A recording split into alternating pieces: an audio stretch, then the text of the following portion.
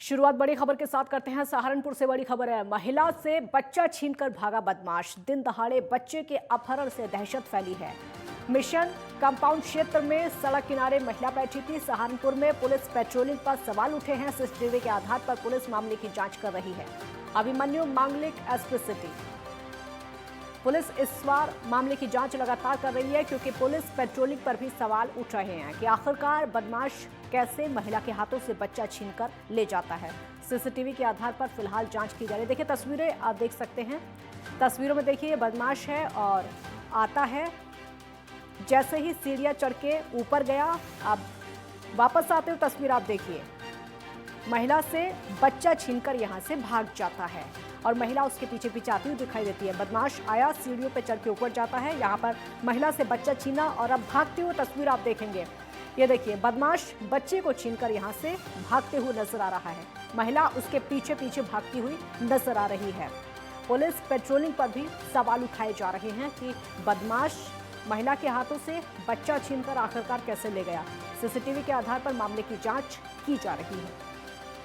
सहारनपुर का ये मामला, उत्तर प्रदेश के सहारनपुर का, जहां बच्चे के अपहरण से दहशत फैली है।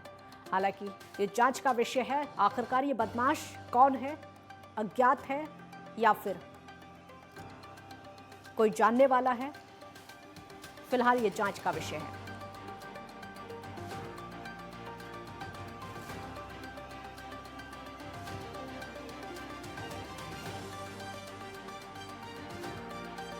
मिशन कंपाउंड क्षेत्र में सड़क पर महिला बैठी हुई थी और उसी समय यह हादसा हुआ।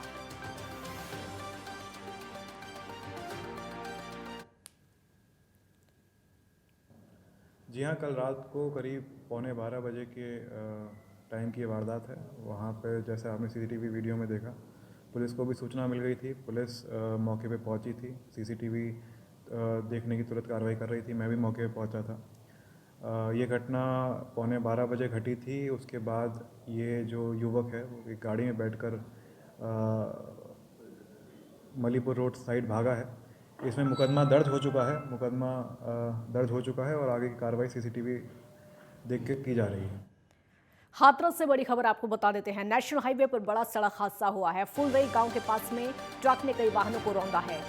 आधा दर्जन वाहनों को ट्रक ने टक्कर मार दी। हादसे में 35 लोग घायल हुए हैं और अस्पताल में भर्ती करा दिया गया है। ट्रक चालक के नशे पर सवाल उठे हैं क्योंकि लगातार कहा जा रहा है कि नशे की हालत में था ट्रक चालक। हाथरस में फुलरई गांव के पास में नेशनल हाईवे पर एक सड़क हादसा हो गया। तेज रफ्तार ट्रक ने आधा दर्जन से ज्यादा वाहनों को रौंद दिया है। हादसे में 3 कार, 3 ट्रक और 1 कैंटर क्षतिग्रस्त हो गया। हादसे के बाद क्षतिग्रस्त वाहनों में फंसे लोगों में चीख पुकार मच गई। तकरीबन 35 लोग हैं जो कि घायल बताए जा रहे हैं। इस दौरान राहगीरों ने वाहनों में फंसे लोगों को बाहर निकाला। मौके पर पहुंची पुलिस ने अस्पताल में भर्ती कराया। राहगीरों की माने तो ट्रक चालक नशे की हालत में था।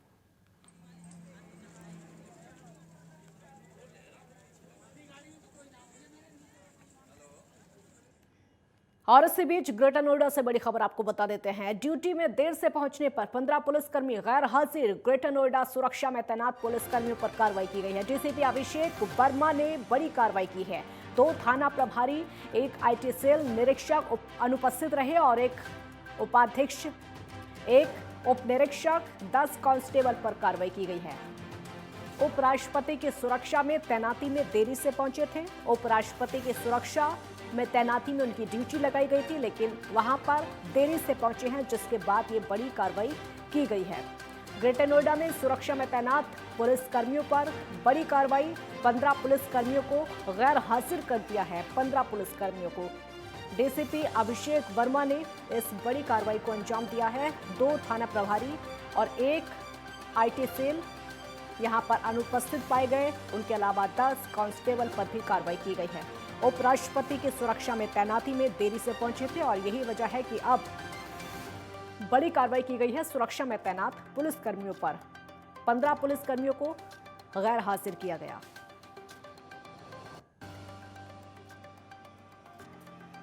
और इसी बीच नोएडा से बड़ी खबर आपको बता देते हैं। वन एवं पर्यावरण राज्य मंत्री ने प्रेस कॉन्फ्रेंस की। दिल्ली NCR में बढ़ रहे प्रदूषण को लेकर चिंता जताई है। लगातार पानी का छिड़काव यहां पर कराया जा रहा है, ये अरुण कुमार का कहना है।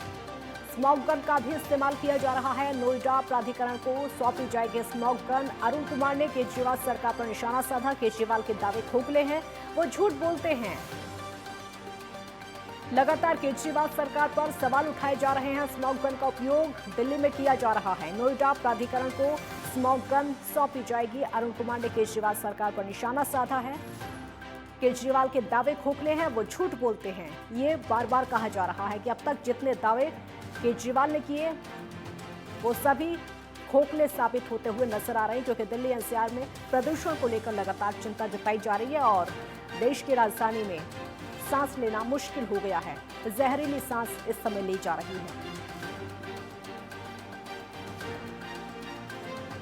प्रदूषण का जो कारण है मैंने बताया। पंजाब के अंदर पराली जलाई जाती है, पछुआ हवा चल रही है, ऊपर से हवा नीचे की तरफ को आ रही है और उससे यहाँ का प्रदूषण बढ़ रहा है।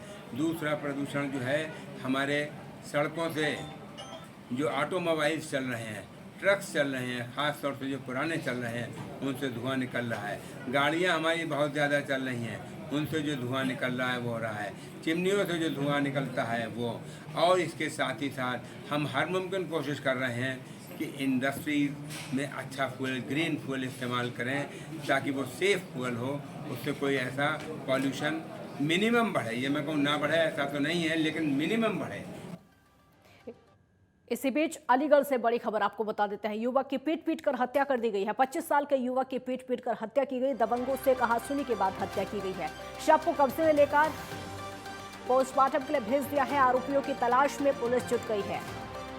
गंगेरी थाने के मनेरा गांव का यह पूरा मामला है, जहां पर पीट पीट कर युवक की हत्या कर दी गई है। पुलिस मौके पर पहुंची हुई है। दबंगों से कहासुनी को लेकर यह पूरा मामला बताया जा रहा है। तस्वीरें भी हम आपको दिखा रहे हैं। ये उसी क्षेत्र की तस्वीरें हैं जहां पर युवक की हत्या की गई है।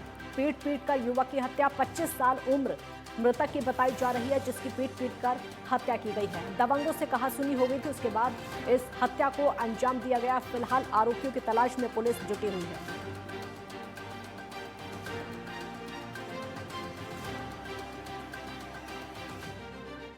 थाना क्षेत्र गंगेरी में आज प्रातः सूचना प्राप्त हुई कि गांव मनैना में एक मारपीट हुई है, जिसमें ओम प्रकाश नाम का व्यक्ति घायल है। तत्काल पुलिस मौके पर पहुंची और ओम प्रकाश को हॉस्पिटल भिजवाया गया, जहां दौरान इलाज उसकी मृत्यु हो गई। उसके परिजनों द्वारा दी गई तहरीर के आधार पर तत्काल अभियोग पंजीकृत करते हुए दोनों अभियुक्तों को गिरफ्तार कर लिया गया है। अन्य आवश्यक विधिक कार्रवाई सुनिश्चित की जा रही है। सीबीएसई की तरफ से आयोजित निबंध प्रतियोगिता में ग्रेटर नोएडा के अंजलि सिन्हा ने देश भर में तीसरा स्थान हासिल किया है। आपको बता दें कि सीबीएसई ने 3 से 11 अक्टूबर तक राष्ट्रीय स्तर पर भ्रष्टाचार मुक्त भारत विकसित भारत विषय पर निबंध प्रतियोगिता का आयोजन किया था, जिसमें 7.65 लाख छात्र शामिल हुए थे। और वहीं अंजलि सिन्हा के देश भर में तीसरा स्थान पाने पर उनके परिजनों समेत शिक्षक और आस पड़ोस के लोग खुश हैं। अंजलि उर्सलाइन कॉन्वेंट स्कूल की 10वीं की छात्रा हैं और अपने इस उपलब्धि का श्रेय अपने माता पिता और शिक्षकों को देती हैं। अंजलि भविष्य में सिविल सेवा में जाकर देश की सेवा करने की इच्छा रखती हैं। मैं कक्षा 10वीं की छात्रा हूं। मैं Ursuline convent senior secondary school Greater Noida में पढ़ती हूं और मैंने सीबीएसई सीवीसी एस्से राइटिंग प्रतियोगिता में भाग लिया था। के द्वारा जो है अवार्ड आपको जो है सम्मानित किया गया था। जी, ये प्रतियोगिता 3 से 10 अक्टूबर के बीच में हुई थी और इसका अवार्ड मुझे 3 नवंबर 2022 यानी कि कल हमारे देश के माननीय प्रधानमंत्री जी श्री नरेंद्र मोदी जी से मिला है। उन्होंने मुझे सम्मानित किया और यह कल विज्ञान भवन में हुआ था। बहुत ही खुशी लग रही है। मैं क्या बता सकती हूँ, खुशी का तो मतलब इजहार भी नहीं कर सकती पूरी तरह से। और बहुत अच्छा लग रहा है कि मेरी बेटी मतलब पूरे देश में 5 बच्चों में से तीसरा स्थान प्राप्त करी है। भारत के प्रधानमंत्री के द्वारा सम्मानित हुई। बहुत खुशी की बात है। मैं चाहती हूँ और भी बच्चे इनको देख के थोड़ा प्रेरणा ले, वो भी अब मैंने मेहनत करें और वो भी हमारे भारत के प्रधानमंत्री जी से अवार्ड ले। वो बच्ची का नाम है अंजलि सिन्हा, जो शुरू से ही नर्सरी क्लास से हमारे स्कूल में पढ़ती है। क्लास 10th की छात्रा है और उन्होंने ये एसे राइटिंग कंपटीशन जो नेशनल लेवल पर हुआ था, जिसमें अराउंड 7 लाख प्लस स्टूडेंट्स ने पार्टिसिपेट किया था, उसमें उन्होंने तृतीय स्थान उन्हें हासिल हुआ। और उनके पूरे ऐसे का जो सारांश जो हम सबको प्रभावित किया वो ये था कि अगर हमें अपने देश को विकसित भारत बनाना है जो भ्रष्टाचार से मुक्त हो, तो केवल बाहरी बदलाव नहीं, बल्कि उन्होंने कहा था कि अगर हम वेदों की तरफ मुड़े जिनमें जीवन की असली गूढ़ रहस्य है, और ये इस बात को भी एम्फेसाइज करता है कि जब तक इंसान अपने अंदर की आत्मा से ना जुड़े, तो भ्रष्टाचार से मुक्त होना केवल एक बेईमानी होगी, और ये केवल एक ऊपरी हमारे ऊपर एक इम्पोजिशन होगा।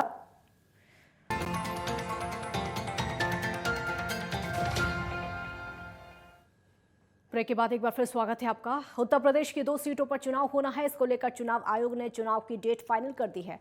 5 दिसंबर को मैनपुरी और रामपुर में मतदान होगा और इसी क्रम में चुनाव आचार संहिता के मद्देनजर रामपुर जिले में विधानसभा से लेकर शहर में लगे नेतागढ़ के होर्डिंग और पोस्टर्स को नगर मजिस्ट्रेट क्षेत्रीय सीओ की मौजूदगी में नगर पालिका की टीम ने रोड और चौराहों पर लगे होर्डिंग्स को हटवाया।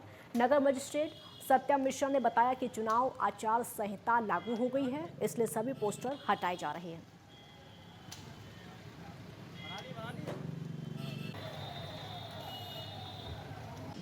आदर्श आचार संहिता के दृष्टिगत जैसे ही इसकी घोषणा हुई है, नगर पालिका, तहसील और पुलिस की टीम, हम सभी लोग संयुक्त रूप से निकले हुए हैं और एमसीसी का अक्षरशः अनुपालन सुनिश्चित कराना यह हमारा उद्देश्य है। हर हाल में एमसीसी का अक्षरशः अनुपालन सुनिश्चित कराया जाएगा, इसी के लिए पूरी टीम लगातार सतत लगी हुई है। सहारनपुर के बडगाम में आज किसान यूनियन भानु के महापंचायत जिला अध्यक्ष विजयंत राणा के नेतृत्व में की गई, जिसमें किसान यूनियन भानु के राष्ट्रीय अध्यक्ष ठाकुर भानु प्रताप पहुंचे। उन्होंने कहा कि उत्तर प्रदेश में योगी अच्छे कार्य कर रहे हैं। उन्होंने कहा कि वो सरकार से मांग कर रहे हैं कि गन्ने का उचित मूल्य दिया जाए, गन्ने का मूल्य कम से कम 700 रुपये प्रति क्विंटल दिया जाए। उन्होंने कहा कि बहुत से संगठन हैं, लेकिन वो सब अपने अपने काम कर रहे हैं, वो किसानों की लड़ाई नहीं लड़ रहे हैं। जो सरकार अच्छा काम करेगी मैं उसका समर्थन करूंगा। 2022 में भी मैंने भारतीय जनता पार्टी का समर्थन किया था। ऐसा है, पश्चिमी उत्तर प्रदेश की सबसे लास्ट जिला सहारनपुर में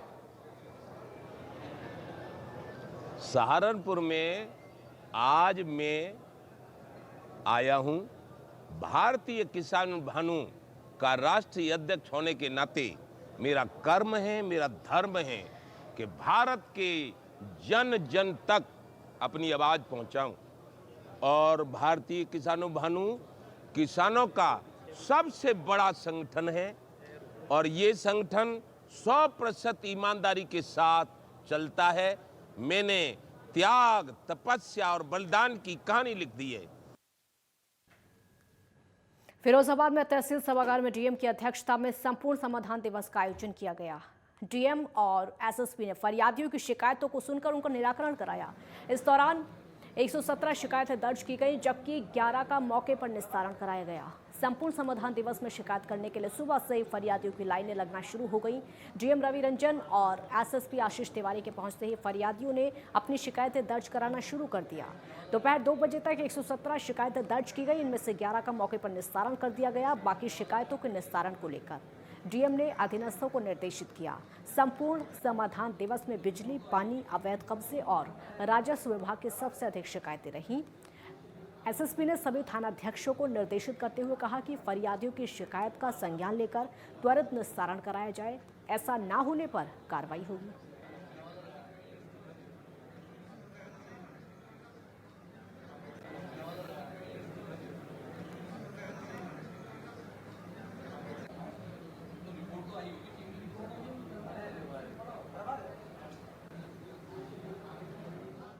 सहारनपुर में नकुल ब्लॉक सभागार में संपूर्ण समाधान दिवस के कार्यक्रम में जिलाधिकारी अखिलेश सिंह, एसएसपी डॉक्टर विपिन ताड़ा और सीडीओ विजय कुमार पहुंचे। जिलाधिकारी अखिलेश सिंह ने मीडिया को जानकारी देते हुए बताया कि अभी तक कई विभागों की 60 शिकायतें प्राप्त हुई हैं।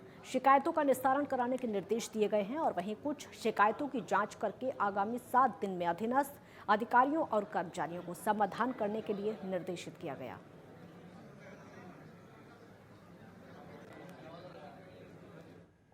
बदायूं के कादर चौक थाना क्षेत्र के गफ्फार नगला गांव में एक सड़क हादसा हो गया। तेज रफ्तार ट्रक ने एक बाइक को टक्कर मार दी, जिसमें बाइक सवार 3 युवकों की मौत हो गई। अस्पताल पहुंचे परिजनों का रो रो कर बुरा हाल है और वहीं पुलिस अब मामले की जांच में जुट गई है।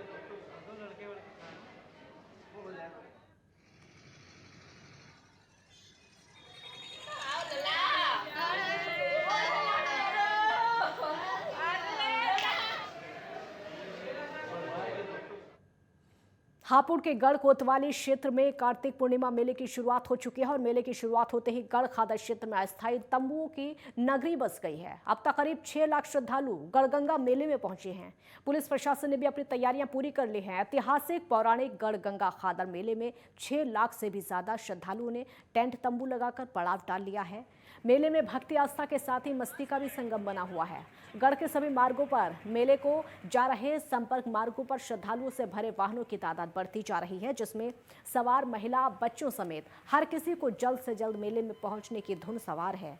मेले में श्रद्धालुओं की सुरक्षा के लिए एनडीआरएफ की टीम मुख्य घाटों पर तैनात की गई है।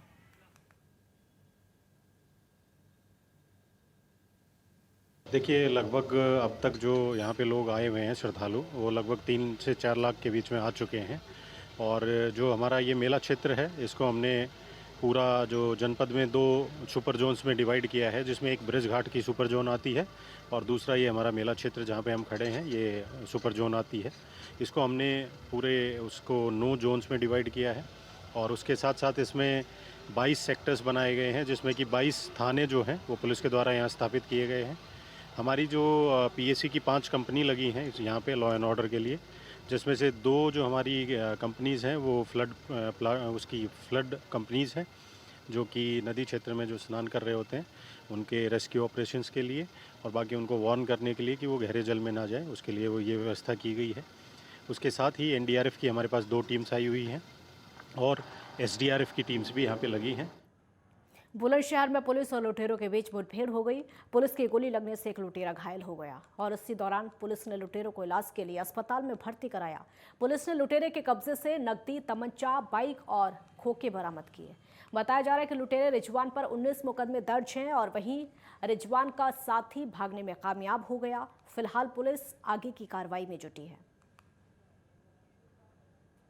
आज दिनांक 5 नवंबर 2022 को समय लगभग 2:30 बजे औरंगाबाद पुलिस द्वारा चेकिंग की जा रही थी, तभी उन्हें एक अपराधी की सूचना मिली। अपराधी की सूचना मिलने पर उनके द्वारा व जहांगीराबाद पुलिस द्वारा उस अपराधी की घेराबंदी की गई। घेराबंदी के बाद उस अपराधी के द्वारा पुलिस पार्टी पे फायर किया गया, जिसके जवाबी फायर में वह व्यक्ति घायल हो गया। उस व्यक्ति को इलाज के लिए अस्पताल भेज दिया गया है। पूछताछ करने पे ये सामने आया कि उस व्यक्ति का नाम रिजवान उर्फ दन्नर है, जो कस्बा गुलावटी का रहने वाला है। उस पे पूर्व में ही 14 मुकदमे पंजीकृत हैं तथा उसने औरंगाबाद में एक सर्राफा व्यापारी के यहाँ चोरी की घटना तथा जहांगीराबाद कस्बे में मेडिकल स्टोर में हुई एक चोरी की घटना को अंजाम दिया था। और श्रावस्ती से बड़ी खबर आपको बता देते हैं। अज्ञात कारणों से किशोरी ने फांसी लगाई है। दुपट्टे का फंदा बनाकर किशोरी ने फांसी लगाई। बेटी का शव फंदे से लटकता देखकर मां बेहोश हो गई। मौके पर परिजनों को सुसाइड नोट मिला है। कक्षा 10 की छात्रा किशोरी थी।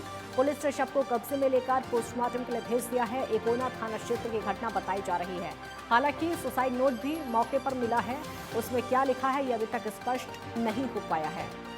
10वीं कक्षा की छात्रा बताई जा रही है, जिसने अपने घर में फांसी के फंदे पर लटककर आत्महत्या कर ली। अज्ञात कारण है और अज्ञात कारणों की वजह से किशोरी ने फांसी लगाई है, दुपट्टे का फंदा बनाकर। पश्चिमांचल लाइव में फिलहाल इतना ही। आप देखते रहिए नेटवर्क 10। जय हिंद।